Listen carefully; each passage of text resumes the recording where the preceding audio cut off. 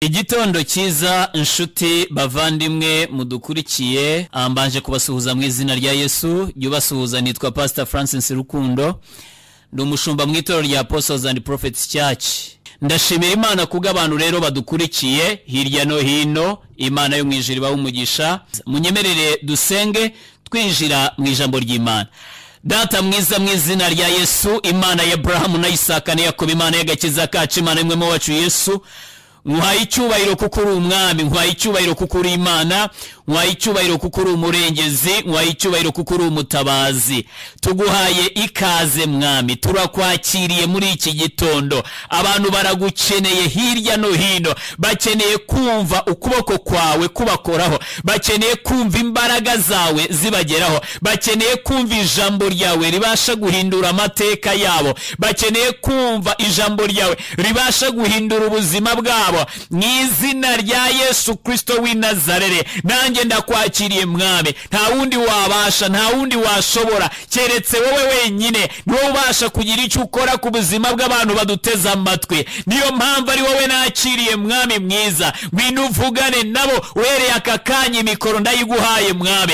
Mwizina rya Yesu Kristo ngo wivuganire n'abantu bawe. Niwe wabaremye kandi niwe wacunguye, niwe wabahaye agakiza kandi abandi niwe wabazanye mu nzu yawe, ndetse abandi niwe witeguye kubaha agakiza mwami. Ngwino uvugane na buri muntu wese, yumva ijwi ryawe mu mutima we, yumva ijwi ryawe mu matwi ye, yumva ijwi ryawe rimugirira neza. Niwe uvuga mwami ukagirira abantu neza. Bibiliya iravuga ngo wohereza ijambo ukabakiza indwara, ugacungura ubugingo bwe kugira ngo butajya muri rwa rwoba. Ngwino wohereza ijambo ryawe mu matwi yabo, kuko baguteza amatwi kandi baragukeneye. Mu izina rya Yesu, mbe igikoresho cyawe witoranirije, kandi usigire kuvugana n'imitima yabo, usigire mwami mwiza guhanurira ubugingo bwabo kugira ngo bagirirwe neza mu izina rya Yesu Kristo.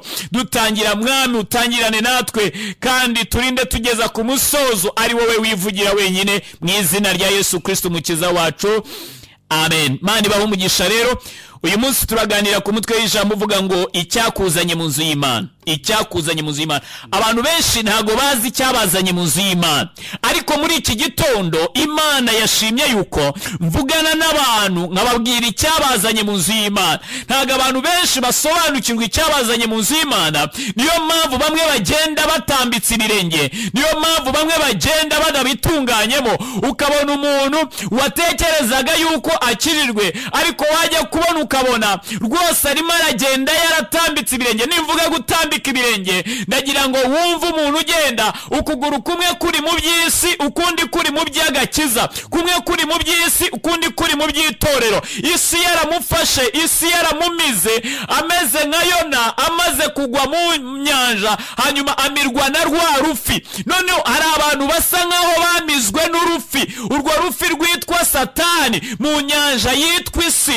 Isi, inyanja y'abantu, isi. Noneho muri iyi nyanja y'abantu nise isi, hari ukuntu ubona ukabona umuntu yaragiye amirwa n'isi, iby'isi bikamutwara umutima, iby'isi bikamutwara ibitekerezo. Noneho akaba n'igihe aba yaragiriwe ubuntu agakizwa, yarangiza yaba yanakijirwe akaza mu nzu y'Imana, ariko wajya kubona ukabona umutima we uruhande rumwe ruba mu by'isi, urundi ruhande ruba mu byo mu nzu y'Imana. Uyu munsi muri iki gitondo ndagira ngo nkumenyeshe icyari cyakuzanye mu nzu y'Imana. Nurangiza ubone niba urimo neza, umenye icyo uzunguka cyangwa icyo uzabona. Hanyuma niba urimo nabi, umenye icyo wahombye. Mu izina rya Yesu, uyu munsi niho tugiye kuganirira. Reka twinjire muri Bibiliya, dusome duhereye mu gitabo cya Yeremiya, igice cyaho cya 35, uhereye ku murongo wa mbere. Reka umusomyi wa Bibiliya dusomere. Bene Rekabu banga kuva ku isezerano rya basekuruza. Bene Rekabu banga kuva ku isezerano rya basekuruza. Ijambo ryaje kuri Yeremiya rivuye ku Uwiteka, yego, ku ngoma ya Yehoyakimu mwene Yosiya umwami w'Ubuyuda riti, yego, jya mu muryango w'Abarekabu uvugane nabo, kandi ubazane mu nzu y'Uwiteka. Ugende ubazane mu nzu y'Uwiteka. Oh haleluya. Hari abantu Imana yatumye ku buzima bwawe mu gihe cyo gukizwa kwawe, baraza bavugana nawe ijambo ry'Uwiteka rya byabajeho hanyuma bakuzana mu nzu y'Uwiteka. Aha rero simvugana na bene Rekabu, jewe ndimo ndavugana nawe jewe ndimo ndavugana nawe, ndavugana n'umutima wawe, ndavugana nawe wowe unyumva. Ese wowe nta muntu ijambo ryajeho akubwiriza ubutumwa, ijambo rivuye ku Uwiteka hanyuma kuzana mu nzu y'Imana? Komeza noneho tugende. ubazane mu nzu y'Uwiteka, yego, mu cyumba kimwe cyo muri yo, mu cyumba kimwe cyo muri yo, maze ubahe vino banywe. Yego, ubahe vino banywe. Nuko nzana Yazaniya mwene Yeremiya, yego, mwene Bazaniya, yego, na bene se n'ab'umuryango n'umuhungu n'abahungu be bose, n'umuryango wose w'Abarekabu, yego, mbazana mu nzu y'Uwiteka, mbazana mu nzu y'Uwiteka, mu cyumba cya bene Hanani, yego, bene Idariya, umuntu w'Imana, cyari gihereranye n'icyumba cy'ibikomangoma, yego, kiri hejuru y'icyumba cya Maseya, mwene Shalumu, umunyagihe. Maze ntereka imbere y'abahungu b'umuryango w'Abarekabu ibicuma byuzuyemo vino, yego, hamwe n'ibikombe, ndababwira nti nimunywe vino. Ariko barahakana bati ntituyinywa. Barangijeho barahakana baravuga bati ntituyinywa, kuko Yonadabu mwene Rekabu sogokuruza wacu yadutegetse ati ntimuzanywe vino, yego, ari mwe cyangwa abana banyu iteka ryose, yego, kandi ntimuzubake n'amazu, ntimuzabibe imbuto, habe no gutera inzabibu, habe no gutera intoki, cyangwa kuzigira, cyangwa kuzitunga, ahubwo muzaba mu mahema, ahubwo muzabe muri nyakatsi cyangwa mu mahema iminsi yose muzaba muriho, kugira ngo murame, yego, kugira ngo mumare iminsi myinshi mu gihugu mwimukiyemo. Yego, natwe twumviye itegeko rya Yonadabu, mwene Rekabu sogokuruza wacu, yego, ry'ibyo yadutegetse, yego, byose, kugira ngo tutanywa vino mu minsi yose, twese n'abagore bacu n'abahungu bacu n'abakobwa bacu, yego, ntitwiyubakire n'amazu yo kubamo. Nuko nta nzabibu tugira, nta mirima, habe n'imbuto. Nuko nta nzabibu tugira, nta mirima, habe n'imbuto, ahubwo tuba mu mahema, tukumvira tugakora ibyo sogokuruza wacu Yonadabu yadutegetse. Tukumvira tugakora ibyo sogokuruza wacu Yonadabu yadutegetse. Imana yo mu ijuru ibaha umugisha. Iyi nkuru mwese mwari muyiteze amatwi, ijambo ryaje kuri Yeremiya riramubwira riti, Yeremiya we, jya mu nzu ya bene Rekabu, noneho nurangiza ujya mu muryango w'Abarekabu uvugane nabo, kandi ubazane mu nzu y'Uwiteka, mu cyumba cyo muri yo. Imana yari maze kureba, ireba umuryango w'Abarekabu, yitegereje umuryango w'Abarekabu, isanga uwo muryango uriho umuvumo.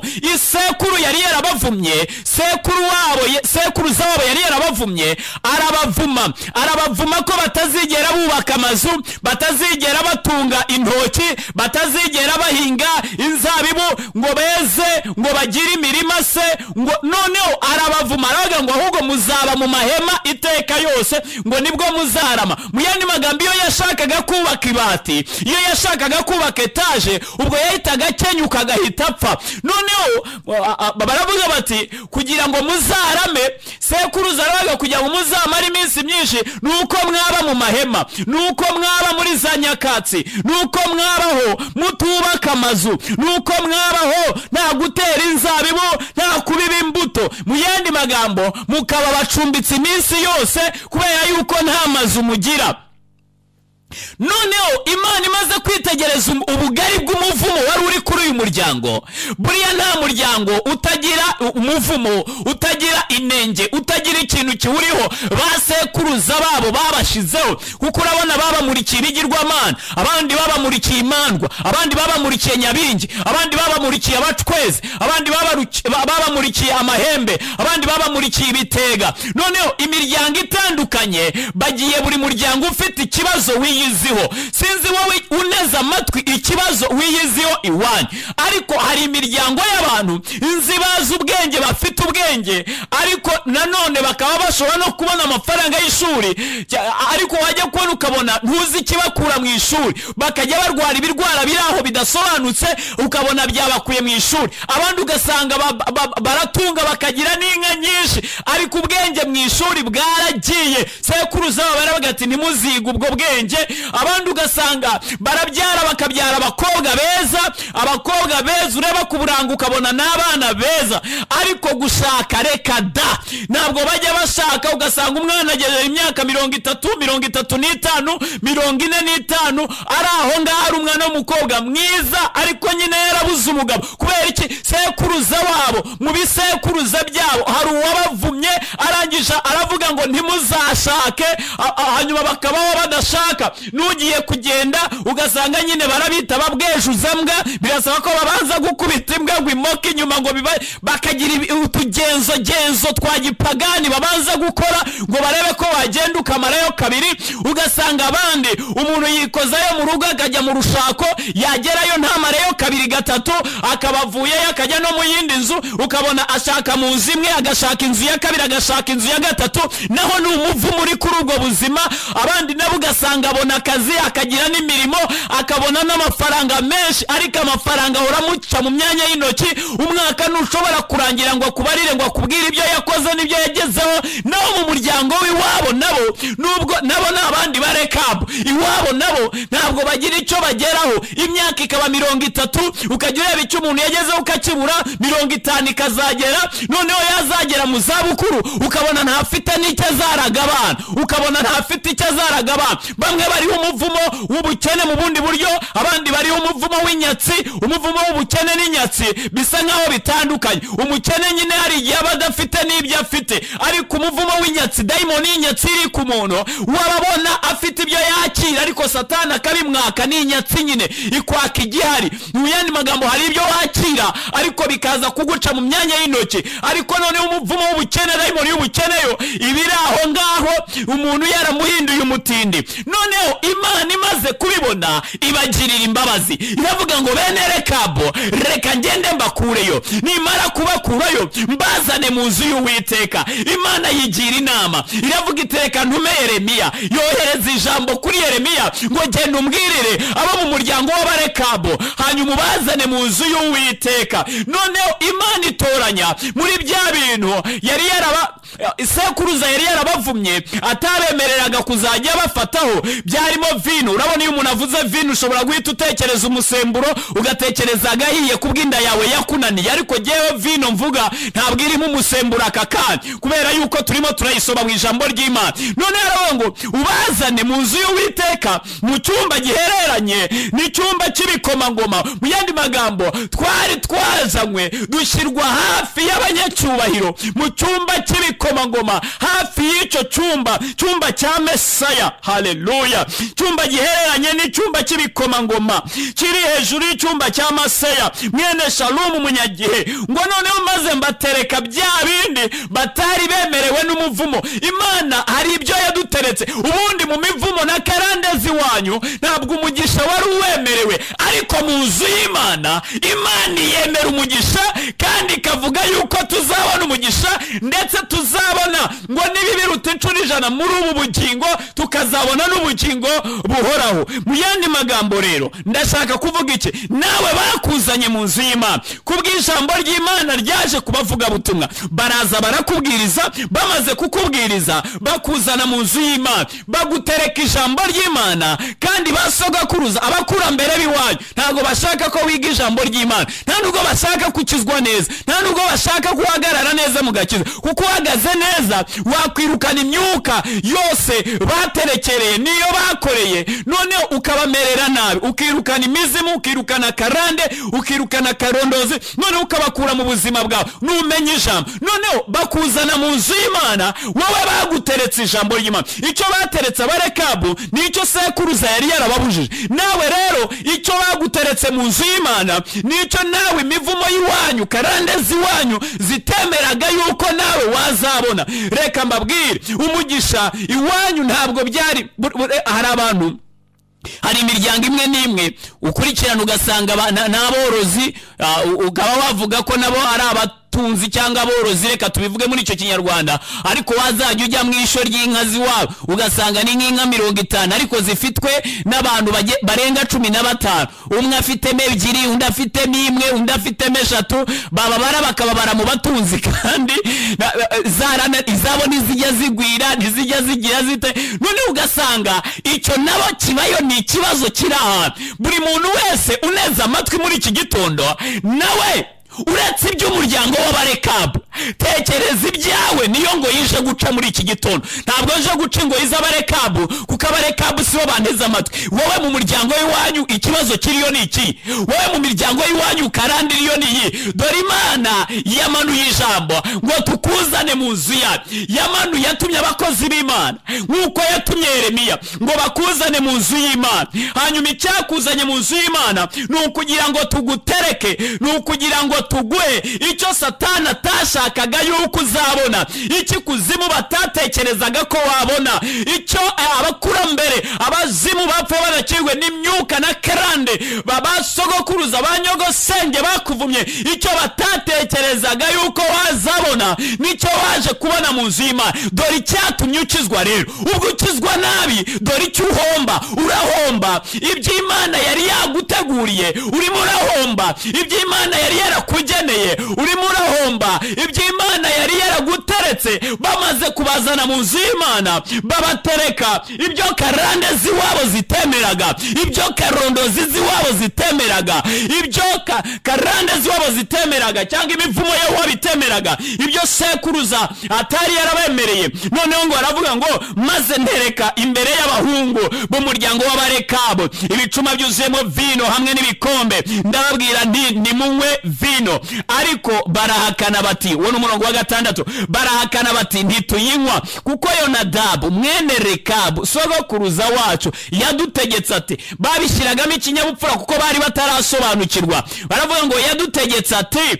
nimuzanywe vino ari mwe cyangwa abana banyu iteka ryose, ngo kandi nimuzubaka amazu. Numvira nawe ra sekuruza w'abantu ngo ntibazubake n'amazu. Urumva ibyo ari ukudutegeka cyangwa ni umuvumo? Ahubwo genda avuga ngo kuko Yonadabu mwene Rekabu yari yarabavumye, aravuga ngo nimuzanywe vino, nimuzubake n'amazu, ngo nimuzatera inzabibu, ngo habe no kuzigira, ngo cyangwa ngo mubibe imbuto, ngo none natwe ngo twumviye itegeko. Uyu murongo rero uravuga ngo ariko barahakana bati ntituyinywa. Kw'abantu Imana yabazanye mu nzu yayo, kw'abantu Imana yari yabagejeje mu rusengero, kw'Imana yari yatumye abavuga butumwa barabwiriza abantu bagera mu rusengero, ariko ko abantu bageze mu rusengero bagahakana iby'Imana yabateguriye, bagahakana iby'Imana yabahaye. Kw'abantu bahakanye. Ese iyo ubonye umuntu asubiye mu kabari ugira ngo ntaba yahakanye? Iyo ubonye umuntu anywa inzoga yihishe uragira ngo ntaba yahakanye? Iyo ubonye umuntu yatangiye kunywa kuki ugira ngo ntaba yahakanye?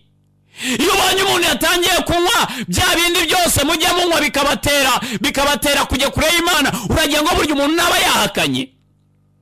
Imana yabateretse ijambo ryayo kugira ngo ijambo ryayo ribabohore, ijambo ryayo ribabature.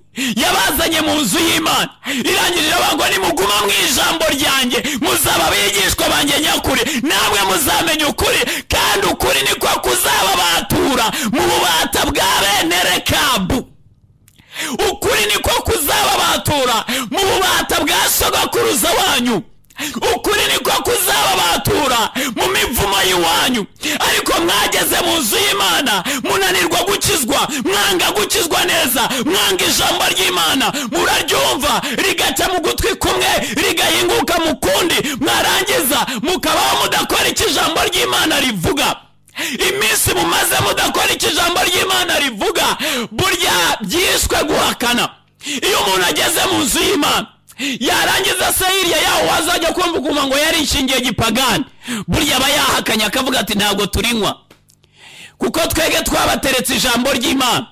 Bene Rekabu babateretse vino kuko Imana yabonaga ariyo sekuruza yababujije. Hanyuma rero twebwe twabateretse ijambo ry'Imana. Imana yatubwiye ngo tubagaburire ijambo ry'Imana. Bibiliya muri Petero iravuga ngo mumere nk'impinja zivutse vuba, mwifuza amata y'umwuka adafunguye, kugira ngo abarere abakuze abageze ku gakiza. Haleluya, haleluya. Ahangaha niba unyumva neza, twebwe twabateretse ijambo ry'Imana. Turababwira ngo nimukanywe inzoga, nimukanywe ibisindisha, ariko barahakana bati tuzabinywa. Burya bahakanye ngo tuzabinywa baba bashaka kuzarinda basaziye mu mahema, aho imivumo y'iwabo yavuze nyine, kuko ijambo niryo ryari buzakubature, ijambo niryo ryari buzagukize, ijambo niryo ryari buzaguhindure muzima, ijambo niryo ryari buzaguhesha umugisha. Nimuguma mu ijambo muzaba bigishwa nyakuri, ariko barahakana bati ntiturinywa. Abantu bahakanye ijambo, abantu banze gushyira mu bikorwa ijambo ry'Imana, kandi atari uko bataryumvishe. Hari ikintu kinera ubwoba muri iki cyanditswe. Bene Rekabu nabo barabanje barabazana, nabo baremera baraza. Nawe ntiwanze, wari waje ugera mu nzu y'Imana. Aba nabo barabanje barabazana babageza mu nzu y'Uwiteka, yaba no mu cyumba gihereranye n'iki bikomangoma, aho umuntu ashobora kwicara yegereye n'igituti, aho umuntu ashobora kwicara yegereye n'abakuru b'itorero, aho umuntu ashobora kwicara ukabona bamwegereje ibikomangoma. Bakwegereje ibikomangoma, none wananiwe kunywa icyo baguha ariyo mata y'umwuka adafunguye, kuko twebwe tubatereka aya mata y'umwuka adafunguye ariryo jambo ry'Imana. Noneho barahakana bati ntabwo tuyinywa, bati ntabwo turinywa.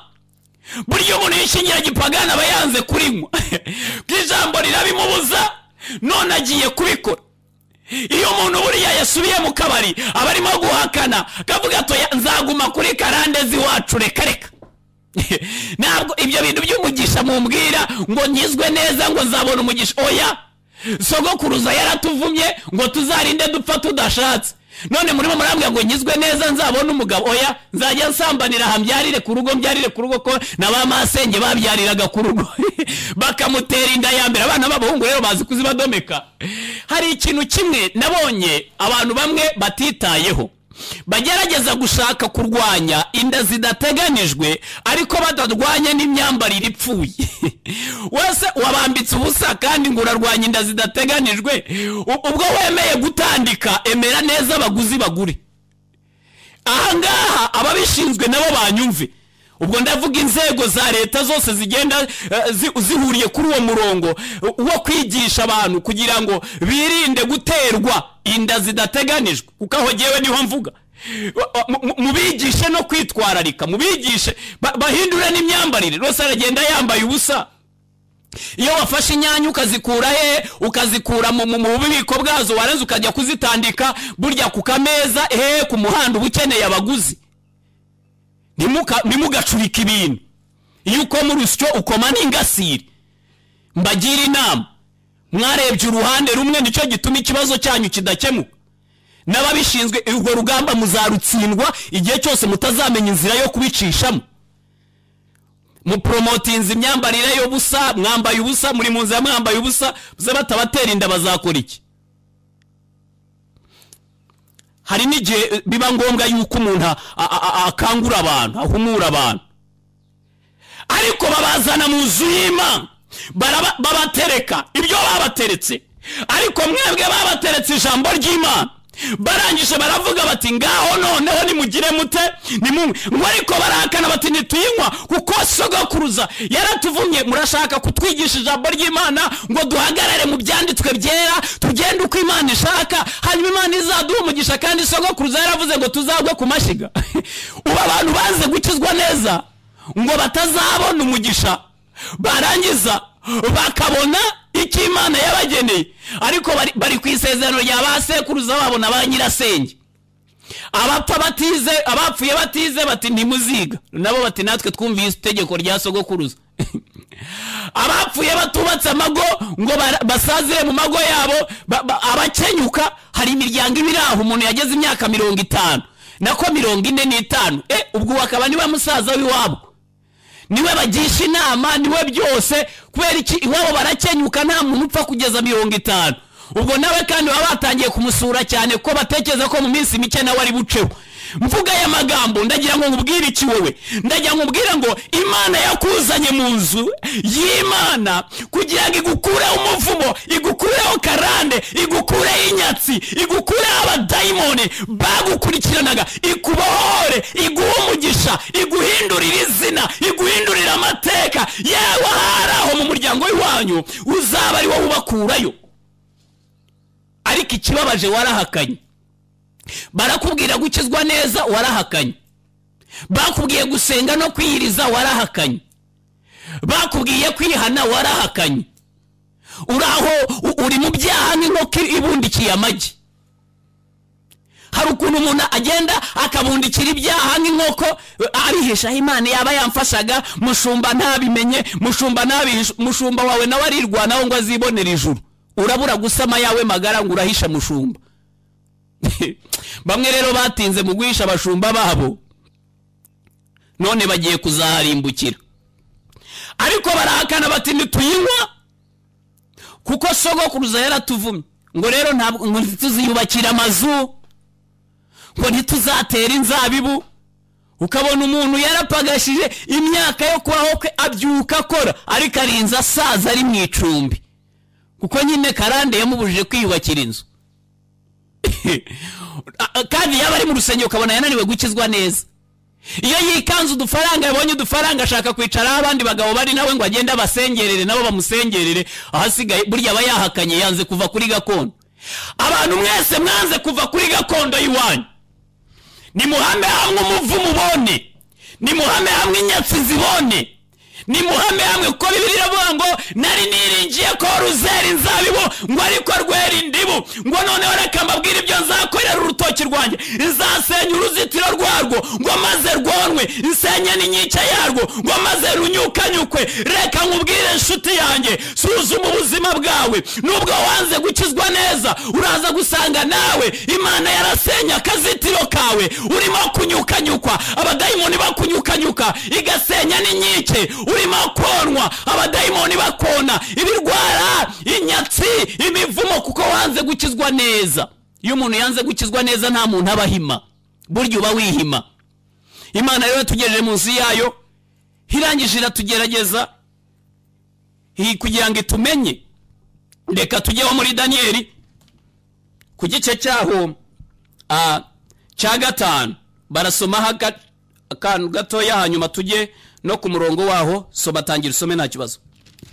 Umwami agira ibirori abona intoki zandika ku rusika. Umwami Berushezari ararika abatware be bakuru 1000, yego, ngo baze mu birori, abatunganiriza ibyo kurya n'ibyo kunywa. Yego. Muri ibyo birori umwami nawe anywera vino imbere yabo batware 1000. Nuko Berushazari agisogongera kuri vino, ategeka ko bamuzanira ibintu by'izahabu n'ifeza, ibyose Nebukadinezari yari yaranyaze mu rusengero rw'i Yerusalemu, kugira ngo umwami n'abatware be n'abagore be n'inshoreke ze babinyweshe.